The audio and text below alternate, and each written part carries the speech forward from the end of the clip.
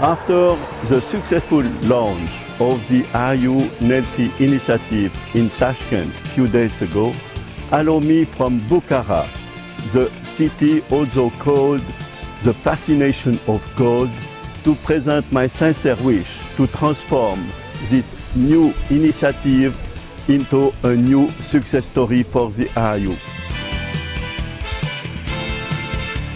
I wish all the best not only to the RU Nelti initiative, but also for a prosperous exchange of trade and trade development between all the continent and forever.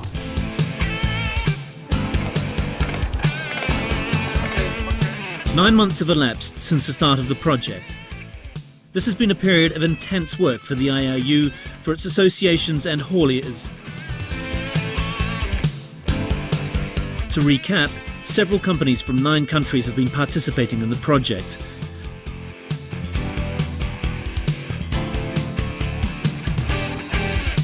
Throughout the period, they have been making non-stop shipments along 3 principal routes of the historic Great Silk Road.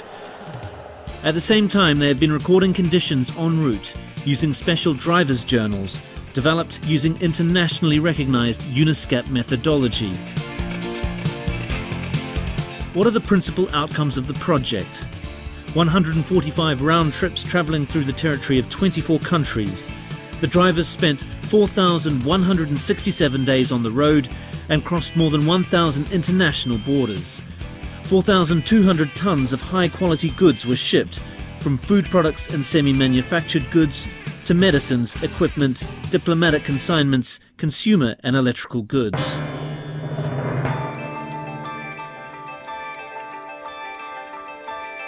Road transport is not the world's fastest method of delivery, nor is it the cheapest.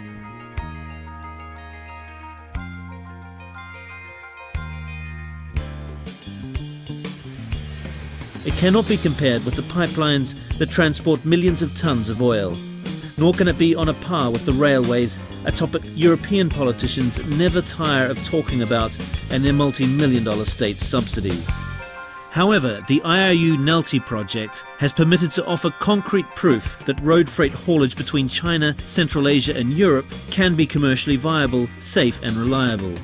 This slide shows the overall initial results. Автомобильные перевозки между Азией и Европой безопасны.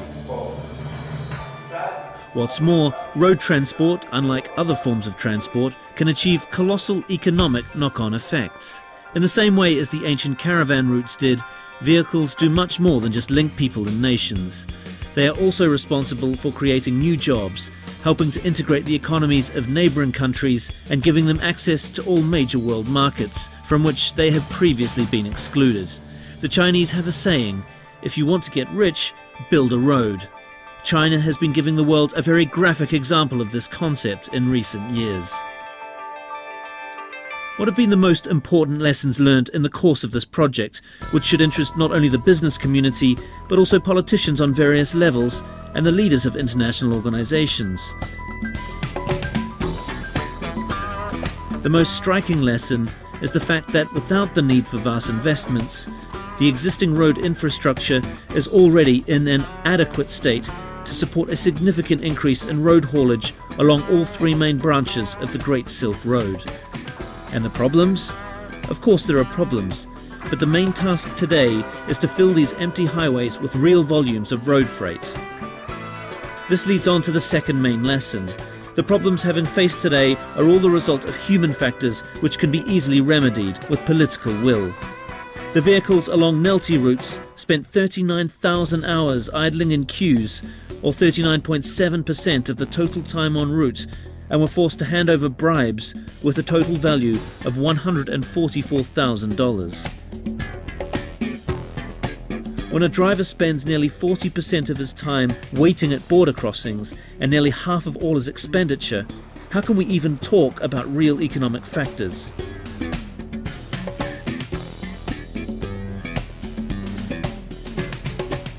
So how can these problems be tackled? Clearly, corruption cannot be eliminated overnight. But there is a solution. Procedures for crossing borders need to be made, streamlined, and transport as straightforward as possible. This is where the governments of transit countries can play a significant role. They need to sign up to the key UN international trade and road transport facilitation agreements as soon as possible. At the same time, they need to set aside the current ineffective system of total control at border crossing points and introduce internationally recognized risk management systems. This is our third main lesson.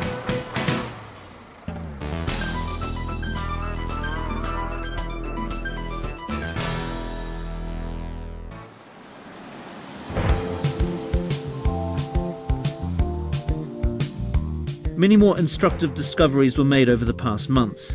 They will all be analysed and the consequent recommendations set out in the form of a roadmap.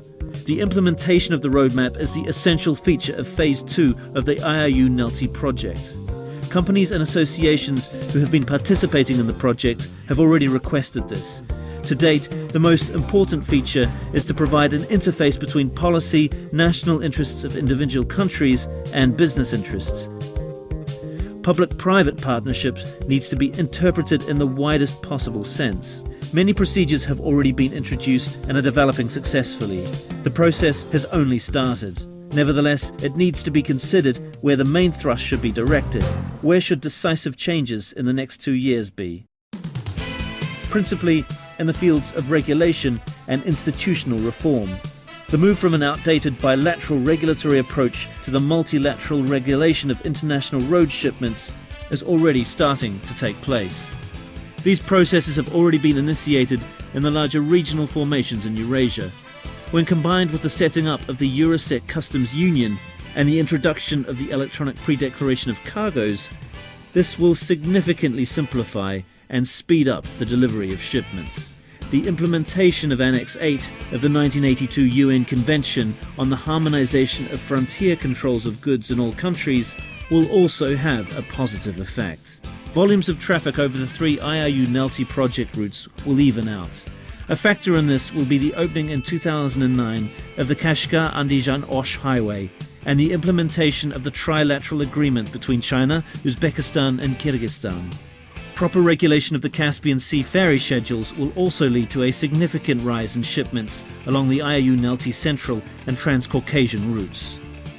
The anticipated addition of China to the TIR Convention will lead to a gradual opening up of internal markets and an increase in cargoes being manufactured in central and southeastern China for export westwards to Central Asia and Europe. All this and much more will lead to radical changes in Eurasian relations in the next few years. This is the start of the formation of a real market for road freight haulage, the establishing of large-scale logistical chains, including the creation of major consolidation centres to process cargoes and multi-transport shipments using ferry crossings over the Caspian and Black Seas. This period will see the first pilot shipments of cargoes from China to the USA, transiting via Central Asia and the Caucasus. The current financial crisis and credit crunch will only serve to speed up the development of these processes. Experience has shown that road freight haulage is always the quickest to adapt to economic crises. The current crisis will be no exception. International trade will soon start to recover between the 3 principal centres of world economic growth, and the revitalization of the Great Silk Road will shortly become one of the most important elements in the contemporary system of both world trade and of human relations.